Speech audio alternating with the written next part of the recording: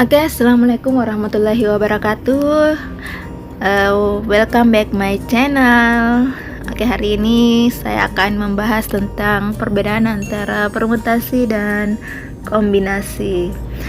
Oke, untuk permutasi sendiri, jadi permutasi dan kombinasi ini adalah sama-sama susunan yang dapat dibentuk dari suatu kumpulan objek yang diambil sebagian atau seluruhnya.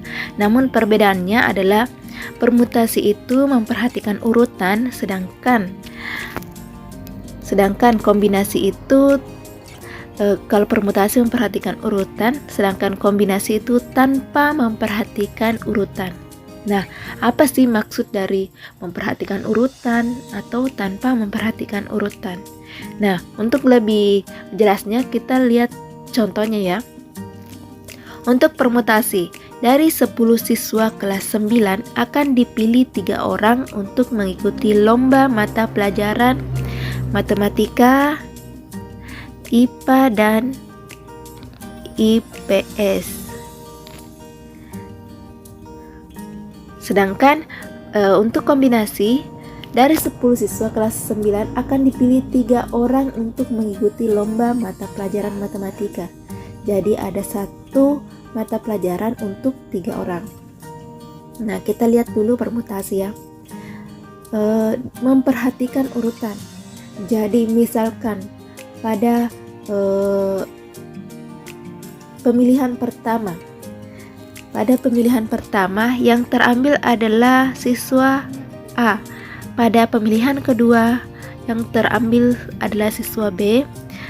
Pemilihan ketiga yang terambil adalah siswa C, yang otomatis dia adalah mata pelajaran IPS. Jadi siswa A adalah matematika, siswa B adalah IPA, dan siswa C adalah IPS. Nah, apakah sama jika misalnya yang terpilih pertama adalah siswa C, yang terpilih kedua adalah siswa A, dan yang terpilih ketiga adalah siswa B. Nah, apakah keduanya ini sama? Tidak sama ya, jelas berbeda. Karena misalnya pada kemungkinan yang pertama yang terpilih di matematika itu A, pada kemungkinan kedua yang terpilih adalah C. Jelas tidak sama ya, karena beda orang. Nah, inilah yang dimaksud dengan memperhatikan urutan. Jadi urutan itu betul-betul diperhatikan. Kemudian pada kombinasi, ada satu mata pelajaran yang dipilih ada 3 orang. Jadi A, B, dan C. Ini untuk satu mata pelajaran.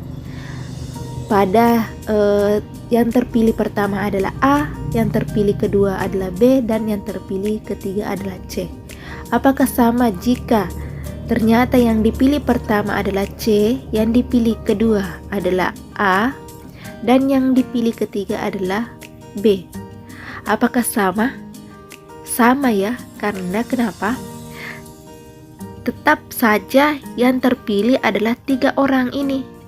Yang terpilih adalah ABC, meskipun urutannya itu berbeda. Pada pemilihan pertama yang dipilih A, kemudian B, kemudian C.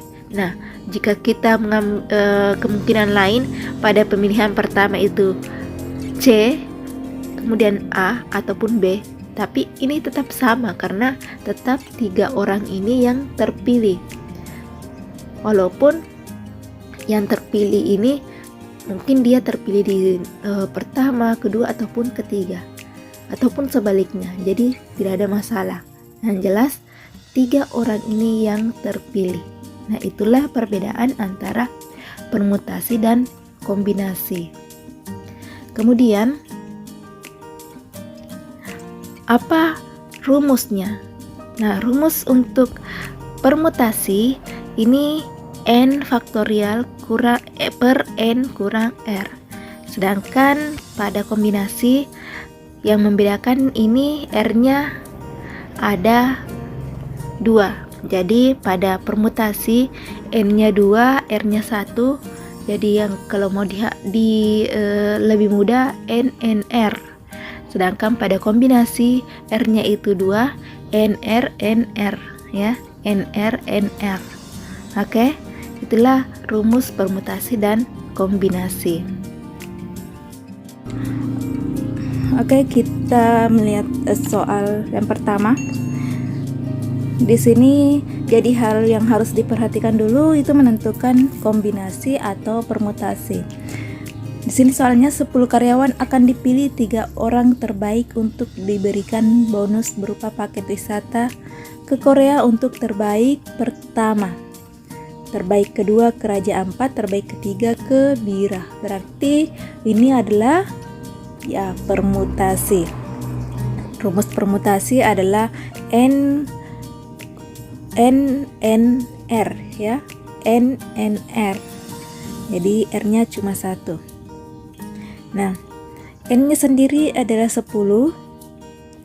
10 per 10 kurang 3 berarti 7.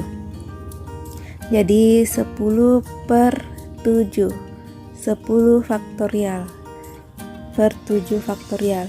Nah, 10 faktorial itu artinya seperti ini. 10 faktorial berarti 10 kali 8 kali 7 kali 6 kali 5 4 3 2 kali 1 ya, sampai 1. 7 berarti 7 6 5 4 3 2 1.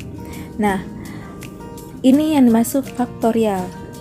Tapi kalau kita sudah mengetahui bahwa faktorial itu bagaimana, berarti kita cuma menuliskan seperti ini. Karena di bawahnya 7 faktorial, berarti di atas kan ada yang sama. Nah, yang ini ya pasti sama. Hasil kalinya pun pasti sama. Jadi ini karena ada pasti 7 ya.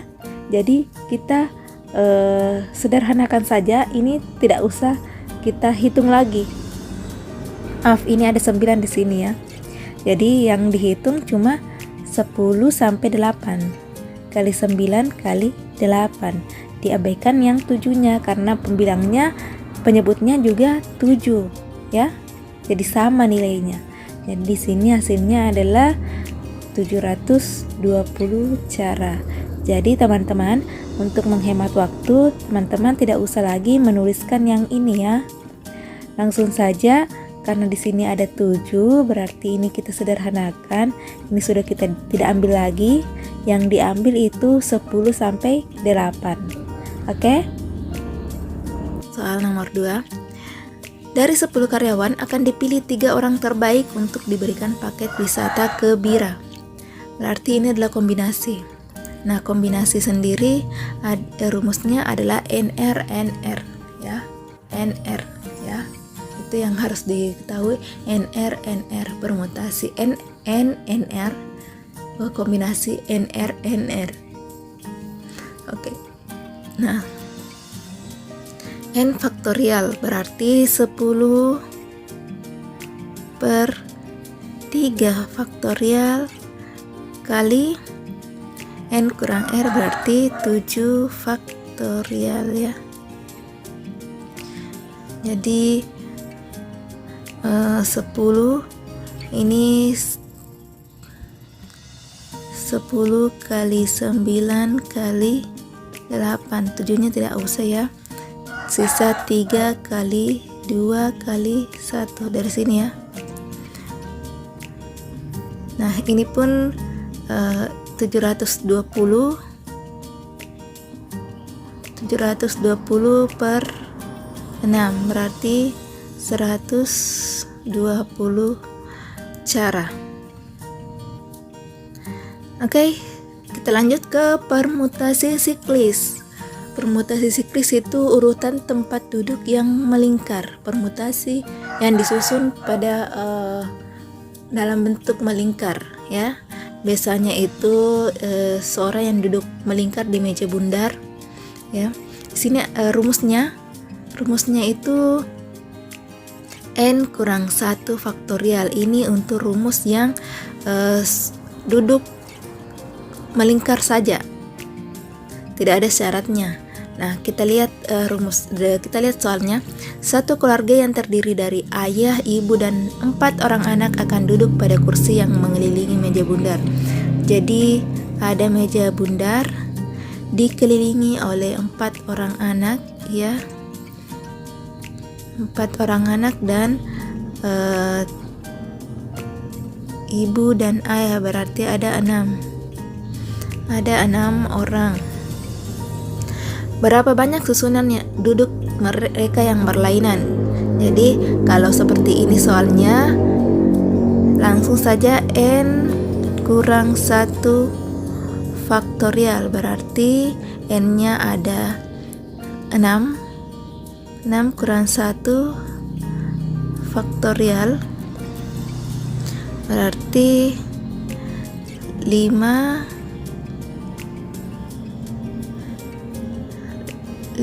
kali 4 kali 3 kali 2 kali 1 120 ya, 120. 5 kali 4 20 kali 3 60 kali 2 120, berarti ada 120 susunan.